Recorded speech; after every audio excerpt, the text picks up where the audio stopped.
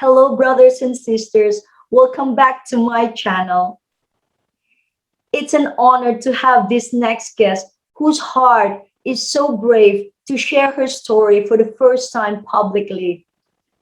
To give you an overview background of her attainment in life, as well as an outline of the main events of her rare experiences in her life.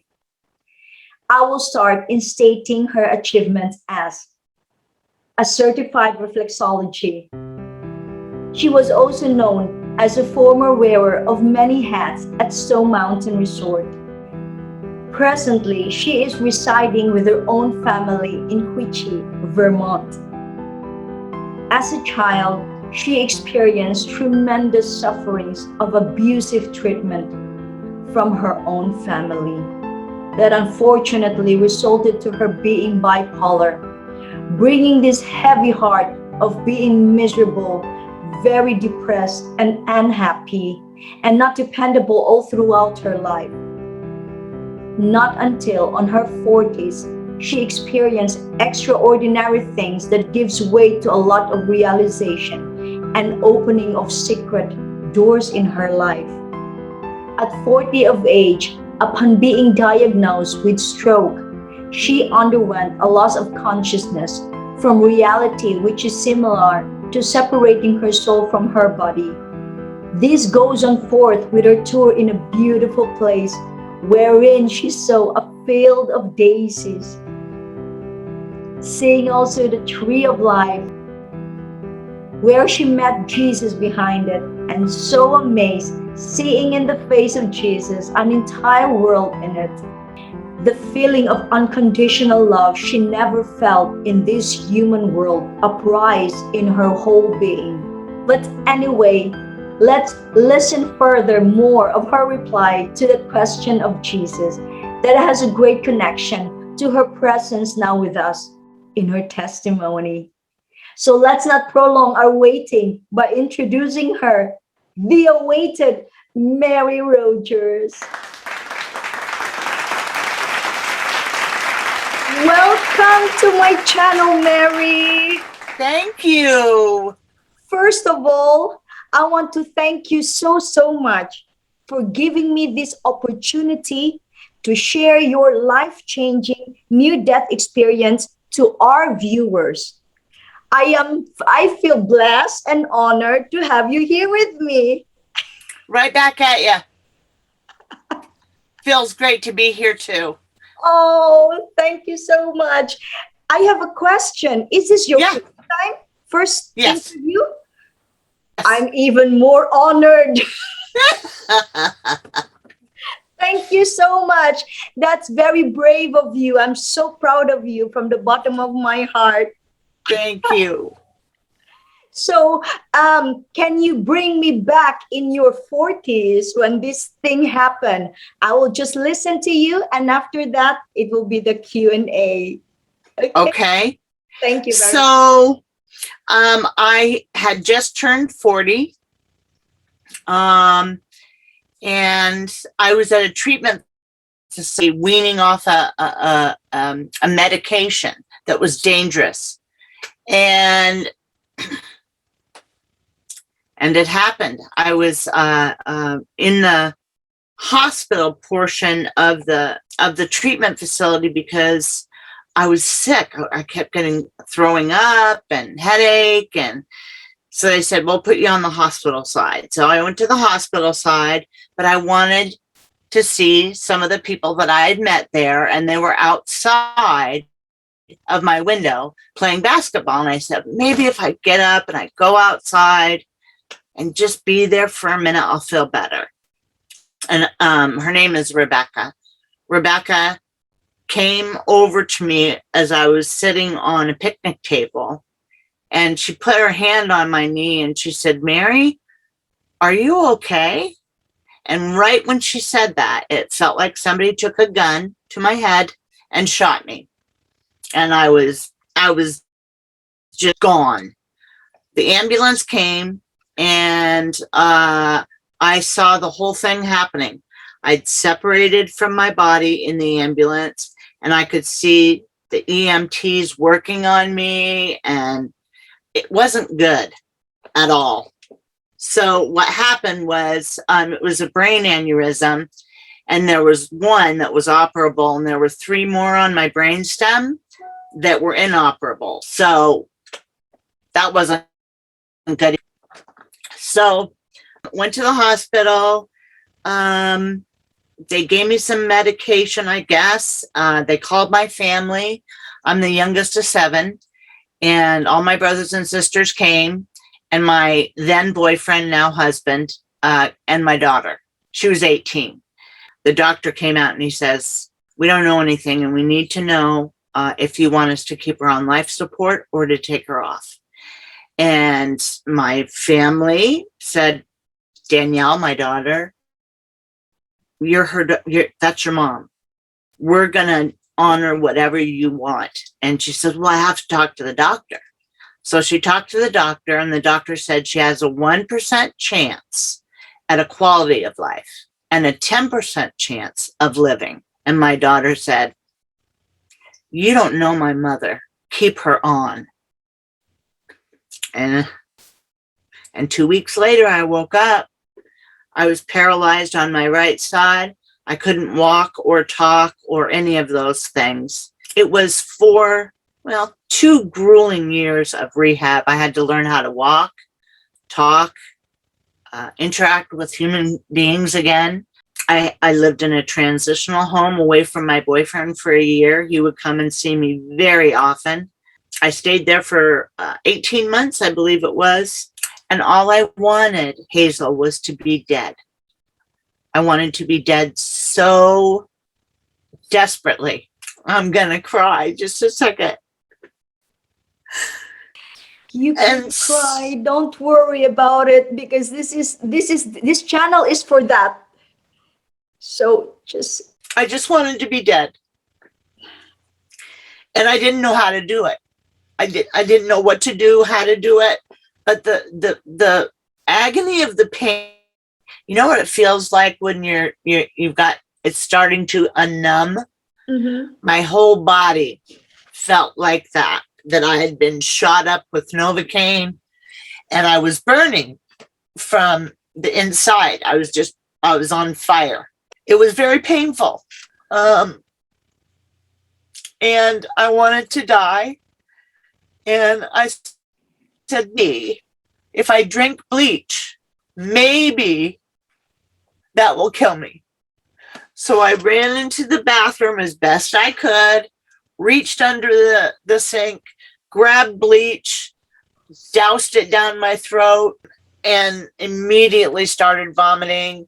And the overnight staff said, what have you done? And I said, please don't call the ambulance. Just lie, please. And she said, of course I'm not going to let you die. And the ambulance came, and I was in the psychiatric hospital for 3 months. My sister, Sue, was my legal guardian. And she said, Mary, you're not going to get out of there until you get better. And I said, what if I don't get better? What's going to happen if I don't get better?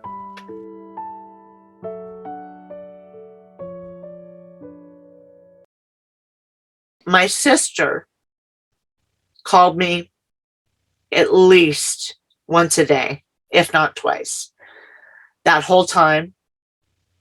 And it was group. It was time for all us little psychiatric people to get together and talk about group. I don't like group at all. So I said to my sister on the phone, I don't want to live. I don't want to be here. And she said, Mary, I know. And she said, why don't you and I go down to the ocean where really yucky fish and slimy things live? And I'm sitting in the ocean with you, and I'm in a rocking chair, and I'm holding you. Can you feel me holding you? And I went, kind of. And she said, can you feel how much I love you? And I said, yep, I do. it was that night that I said, no matter what kind of pain we're in, we're gonna not do anything to hurt ourselves ever again.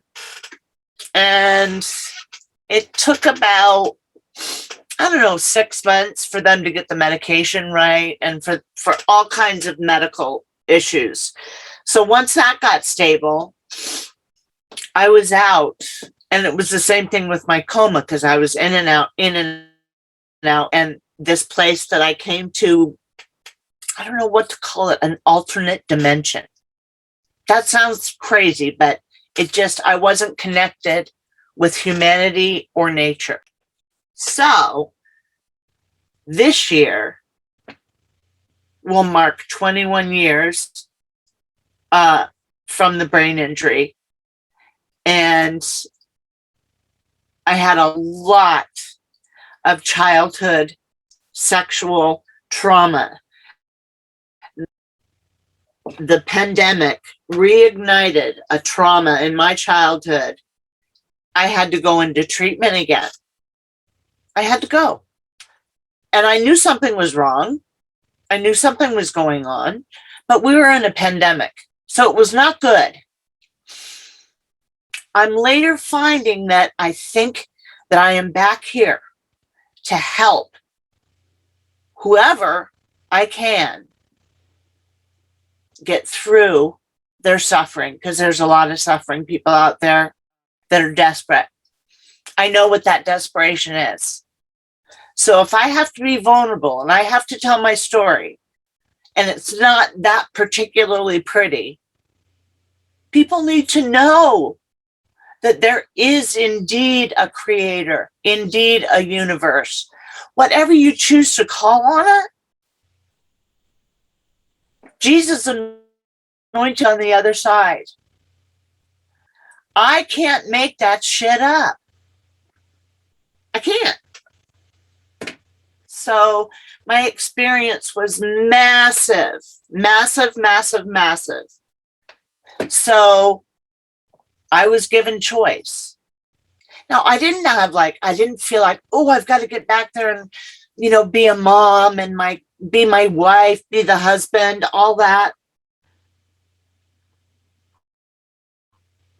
Oh, gosh. I just didn't know until the pandemic what true miracle happened for me. Twice, probably several times in my life, but two big ones just recently. So the good news is that this is the first time I'll be talking about it. So I'm very emotional, very emotional. And it's a very sacred experience. And I don't want anybody taking that experience and making it a shitty thing, or to social media, or to whatever. My experience was profound. Profound. And Jesus was not kidding around when he said there would be great suffering. Not only great suffering for me, but great suffering for the world. And 1% chance of having a quality of life. I went back to school, became a certified reflexologist, a cosmetologist, an esthetician, a sound healer, a Reiki master. I just said, figure it out. And I'm old, 60 years old. And I did it in my 40s. Let's see, I started school when I was 44. What are you going to do? Wow. So my life is taking all kinds of different turns, and I just want to be open and available to what my next step is. I've walked away from my practice because it's time that I write a book. I have a deeper connection with this creator. I feel guided pretty much every single day. And it really is a moment-to-moment thing. It really is. I just want this interview to be so natural that people can see our hearts, you know, the real us, and they can feel you, and they will try to understand everything and what you've been through, Yeah. because you're an inspiration to us all, and that I'm saying that from the bottom of my heart. I look up to you, and you're such a beautiful soul, Mary. Thank you, Hazel. Um, Thank you. oh, Mary. My name on Facebook is Hazel Reese, but that's not really my name. I am Marionette Chong, and Okay. they call me Annette because from Maria Net. I had a stalker before, so I had to make another name. That's why Ah, I'm called Hazel. But now I don't want to hide anymore. I'm good. tired of hiding. I Yep. want people to know me, my name, and I want to feel free. You know, nothing to hide, and just like you. So this, It's a relief. I tell you, it's like secrets in my family. That's what blew my brain up. So many secrets. Don't tell me anything you don't want to have anybody else hear. Secrets are dangerous. I don't have any. Being 100% transparent is challenging, but it really is the only way I want to live.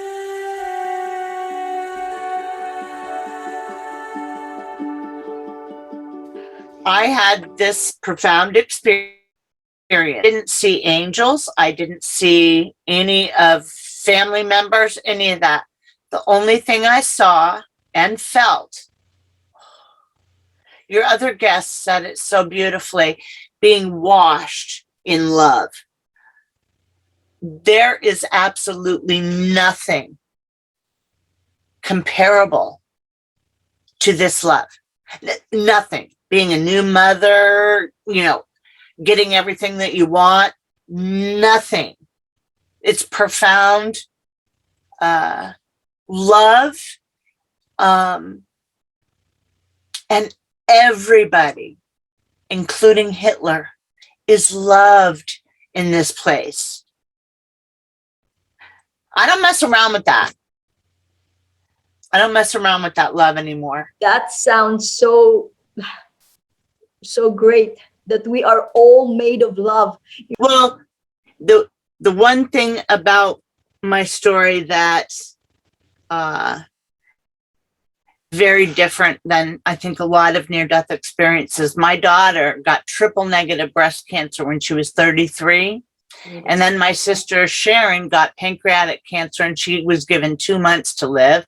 My sister Sue had uterine cancer. It was stage 4. She's fine. They're all here and cancer-free for the last 5 years. But they all had it at the same time. And I'm like, what do you want me to do with this? I had to let go of my daughter every single day. And only a mother knows that kind of pain. I know exactly. I have 3 kids. It's when a doctor says, we don't know if you're gonna, we don't know much about this BRCA gene. We don't know what kind of trouble we can get into. So I used to smoke. I loved cigarettes back in the day. Me too. So when I heard my daughter had cancer and then my other 2 sisters got cancer, I went down to the convenience store and I bought a carton of cigarettes and a bottle of wine, and I drank and smoked like it was my job, but only for 3 months. And I said, oh, okay, I got to get back to the work. Got to get back to the work of the healing. And they're all here. Oh, My kid's amazing. I'm so happy to hear this, Mary, and I'm happy for you. And they are so blessed to have a mom like you. Seriously. Oh, Seriously, Mary. thank you.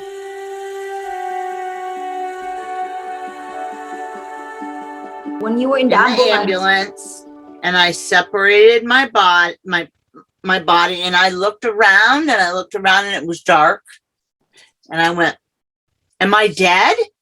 And I choose to call this voice God. No, keep walking. I said, okay. So I kept walking, and all I saw was beautiful mountain range. It was beautiful nature, everywhere nature. And I kept walking, and I came upon this beautiful field. Do you know what Gerber daisies are? Do you know what Gerber daisies No, I are? never saw that. Well, they're daisies. They're big, and they're the color of the rainbow. Wow. They come in every color. And in heaven, you need to times that by a billion of what we see here on earth. Just keep timesing it forever and ever. Wow.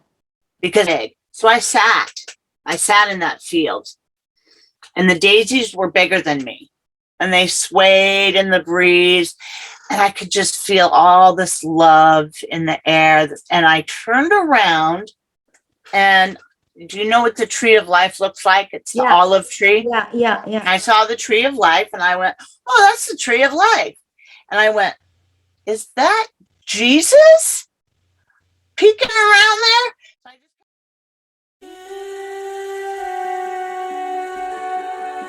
And sure enough, and he came down to me, and he put his hand out. We didn't talk like this. We talked with our brains. He said, "I'm going to take you down to the stream." I said, "Okay." My body split again. So part of me was in the field, and the other part of me was walking down with Jesus to this stream with rocks and fish.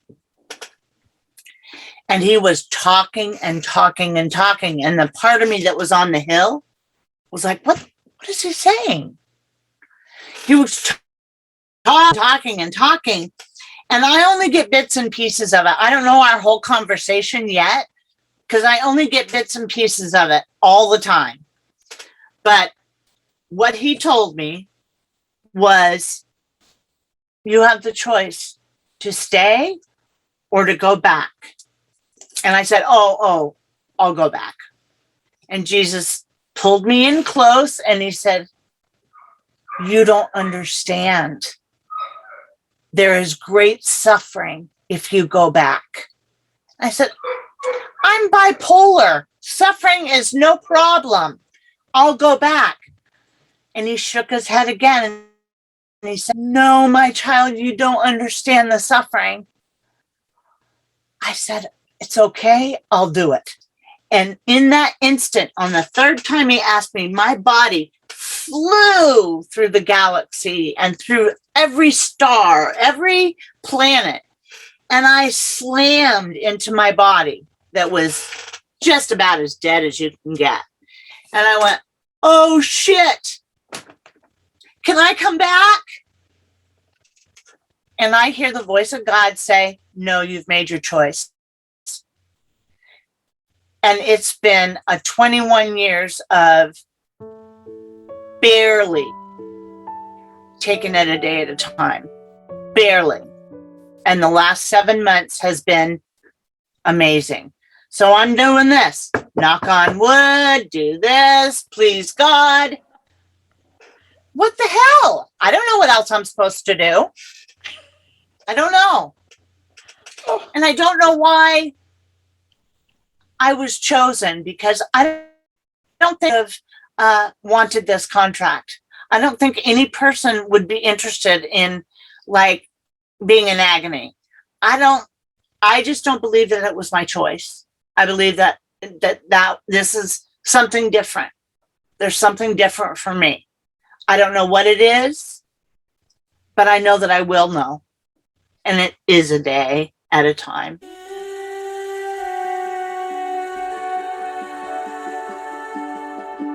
I don't know if you've heard of the Akashic Library. the hall of. Yes, that you mentioned, and I would like to hear more about that. No, when your soul separated from your body in the ambulance, what Yes. happened actually next? Because I thought you saw like a library. When God said, I said, am I dead? And I hear God say, no, keep walking. Okay. So I kept walking, and all I could see was nature, beauty, all understanding. And the Akashic Library is where all the ancient books of wisdom of teachers and masters throughout history, all of that knowledge is in these books. Mm-hmm. And I put my hand on the book, and I went by, and I could feel all the information just going into my cells and into my body. So I know that there is some wisdom there that hasn't revealed itself yet. But I've got this information in my body. I just don't know exactly how it's going to come out. So you really saw then a library? Oh, it was like, okay, like the White House, you know. Yeah. Big one? Huge, like pillars. Pillars, yes, yes. And it was not a beautiful thing, but it was very clean, very a little bit chilly when I walked into this library. Okay. It was a little chilly, but I couldn't stop from putting my hand on all of these books. It was so fun. And I was getting all this information, and then I left the library, and all of the, I'm not very good at math, but in heaven, oh boy. Also me.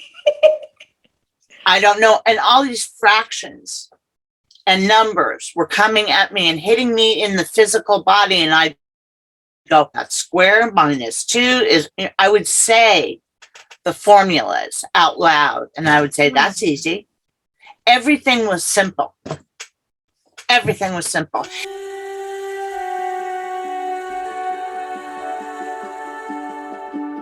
Yeah, we went to the stream, and it was Jesus. He was tending to my feet. He was washing my feet. Oh. Do you know what it's like to have Jesus wash your feet? Hello. I cannot even imagine. I think I will be. Yeah, exactly. No words for that, Mary. I got no words for that. And then all I could think about when I got back from rehabbing is I can't wait to become a reflexologist, because that's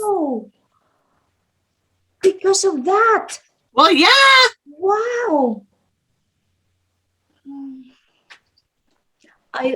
That's nice, Mary. Nice to hear that. You see,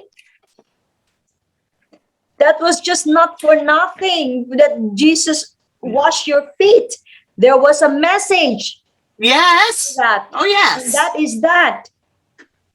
Wow. So I do reflexology. I will sit and do it on the floor. I will do it on the couch. I will do it in a chair. I will touch people's feet anywhere.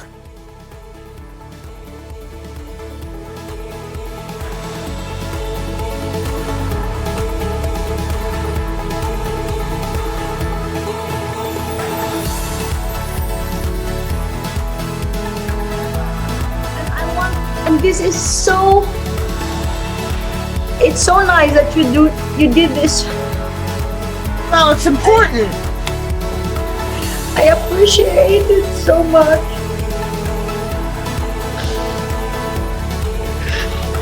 I appreciate it too. So strong.